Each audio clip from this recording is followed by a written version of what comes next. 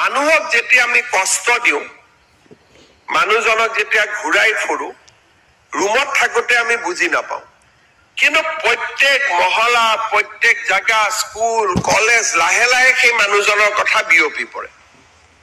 আৰু তেওঁৰ ল'ৰা ছোৱালীয়ে লাজ পোৱা হয় মাজে মাজে যে মোৰ দেউতা অমুক বুলি কবৰ কাৰণে। কাৰণ সৰু টাউন, কাৰোবাৰ পৰা যদি আমি টকা 1000 ললো, কোনেও চিক্ৰেট কৰি নাৰাখে। লাহে লাহে 10 বাৰ 1000 লোৱাৰ পিছত আপোনাৰ কপালতো 1000ৰ নোট এখনে বহি যাব যে এওঁ 1000 টকীয়া বাবু বুলিয়ে কোৱা আৰম্ভ কৰিব। কাৰণ অসমখন সৰু জাগা, আমি চবেই কিবা এটা কৰি মনত ভাবি থাকিম আমাৰ বিষয়ে এওঁ নাজানে দেই, কিন্তু সত্য সেইটো নহয়, চবেই চবৰ বিষয়ে জানে।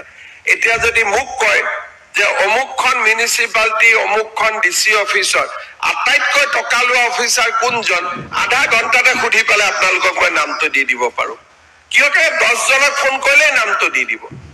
কেনেকে মন্ত্ৰীৰো, IS-ৰো, ACS-ৰো আমি নিজকে ভাবো আমাক কোনেও দেখা নাপায়, কিন্তু আচলতে আমাক সকলোৱে দেখা পাই থাকে।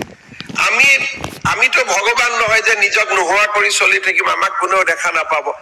আমাক চবেই দেখা পাই থাকে, আমি মনত ভাবো যে আমাক দেখা নাপায় বুলি, আচলতে আমাক সকলোৱে দেখা পাই থাকে।